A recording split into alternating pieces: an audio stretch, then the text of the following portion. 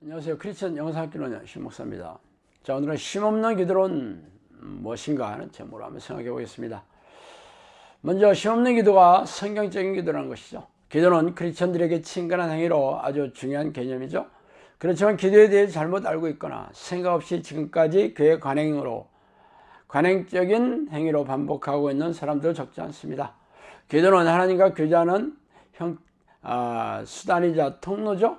영적인 통로로 찬양, 감사, 회개, 간구, 중보기도로 등이 중심이겠죠. 그 중에서도 찬양과 간구가 핵심적인 내용입니다. 간구는 하나님께 간절히 요청하는 행위지만 그 내용이 자신의 욕구를 충족시키는 것 이전에 하나님의 나라의 임재와 공의를 비는 기도가 첫 번째이자 최선의 기도가 되겠죠.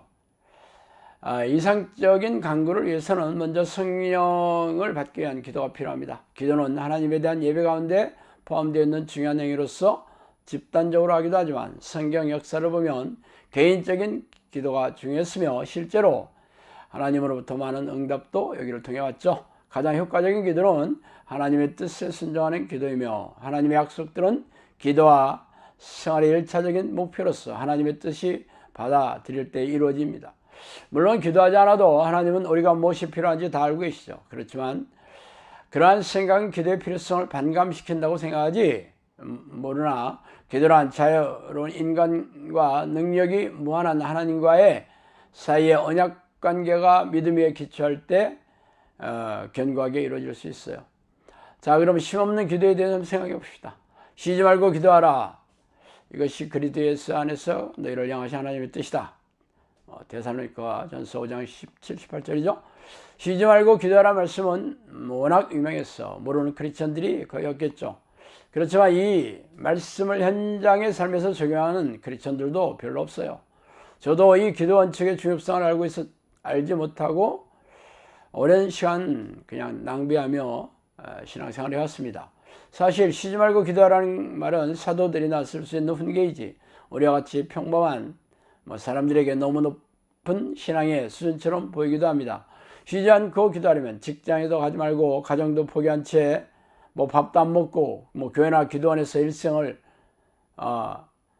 보내라는 것처럼 생각되기도 하죠.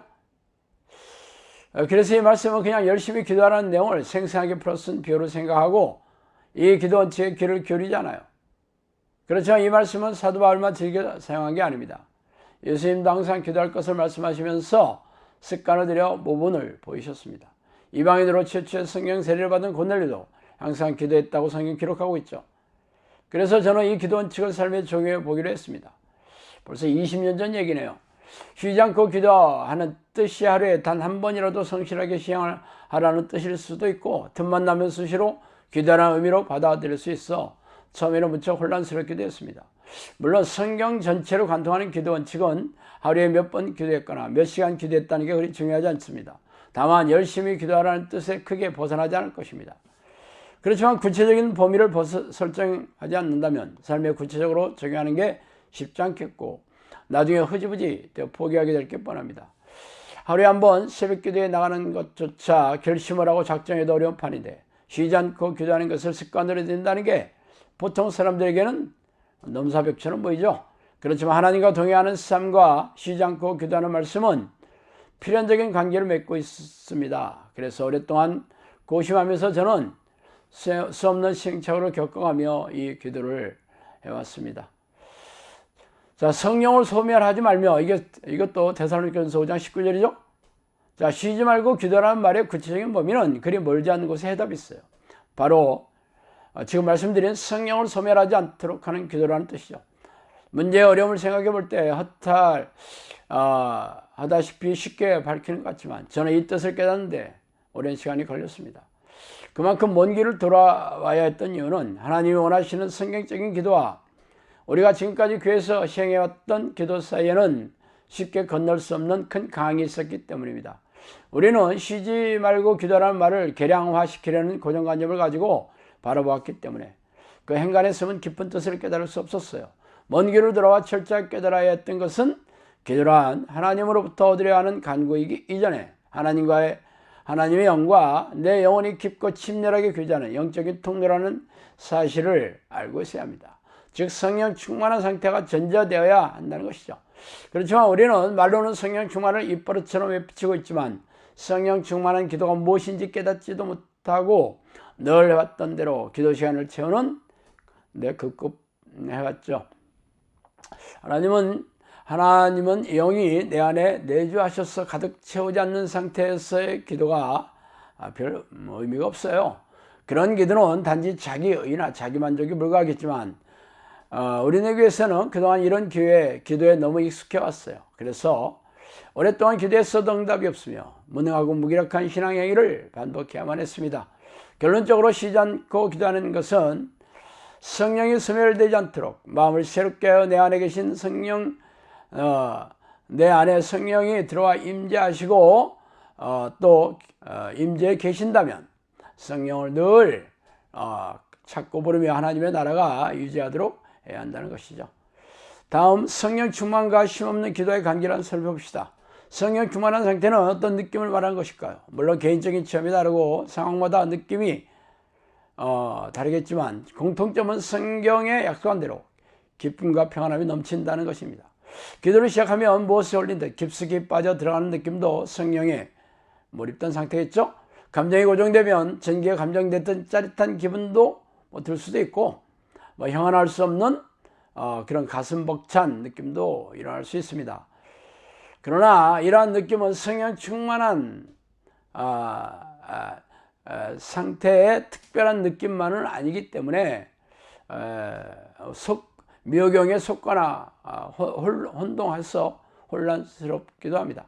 찬송가가 아니라 유연가를 부르더라도 기분은 흥겨워지잖아요. 기도가 아니라도 기분 좋은 상상을 하면 마음이 벅차고 설레는 것도 경험할 수 있습니다. 그러므로 기분이 좋고 상쾌한 그런 느낌이 모두 성령이 주시는 체험은 아니라는 것이죠. 대부분의 크리스천들은 특별 집회에서 드럼이나 전자, 기타, 키보드 등의 쾅쾅거리는 음악 소리가 분위기를 앞다하고 빠른 곡조에 맞춰 찬송이나 복음성가를 부르면서 동성기도를 큰 소리로 하다 보면 감정이 격앙되어 심장박동이 빨라지고 호흡이 거칠어지며 환상적인 기분을 경험합니다. 그래서 이때를 성령이 충만한 상태라고 가르치기도 하고 본인도 그렇게 배우기도 하고 느끼기도 합니다. 그렇지만 이런 상태는 미호경이 아주 속이는 경우가 허다해요. 이러한 현상은 현란한 조명이 돌아가는 나이트클럽이나 웅장한 음악 소리에 맞춰 춤을 추더라도 느끼는 기분이기 때문이죠.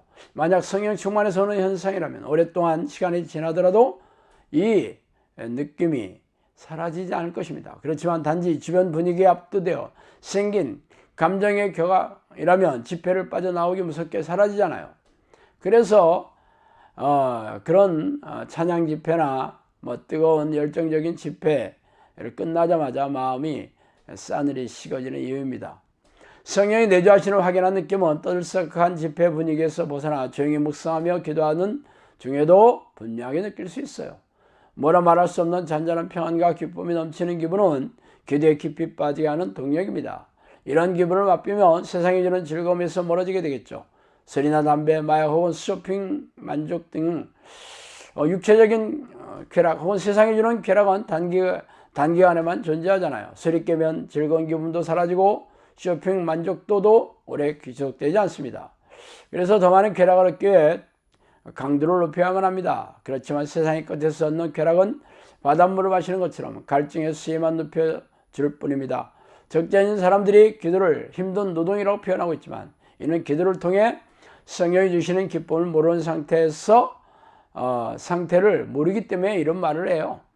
성령과 교제하는 기도의 맛을 아는 사람은 세상에 주는 쾌락을 대신할 수 없다는 것을 잘 알게 됩니다. 그러한 상태가 되면 하루 종일 기도하고 싶어지고 자신도 모르게 기도를 시도하는 모습을 발견하게 됩니다. 즉 성령 충만을 확인하고 싶어지고 하나님이 주시는 평안과 기쁨을 느끼고 싶게 결국은 성령이 소멸되지 않도록 자주 늘 깨어서 항상 기도하게 되는 것입니다. 물론 이런 기도의 경지에 오르는 것은 경건의 훈련을 통해 일상의 삶에서 기도 습관으로 들여야 가능하겠죠. 저도 20여 년의 평신도 시절에 경험하지 못했으며 제가 이 기도를 시작해서도 3년에서 5년 이상의 기도 훈련을 통해서 비로소 얻을 수 있었어요. 그래서 지금은 성령 충만한 느낌을 분명하게 알게 되었습니다. 성령 충만한 상태는 쉽지는 않지만 수비라는 것도 어렵지 않게 발생할 수 있기에 쉼없는 기도로 이를 이 상태를 늘 확인하며 민감하게 반응하며 기도를 방해하는 그런 일들을 만들지 않으려고 해야 되겠고, 기도가 막히는 일들도 사전에 예방하는 일에 더욱 힘써야 합니다. 자, 오늘은 여기까지 하겠습니다. 감사합니다.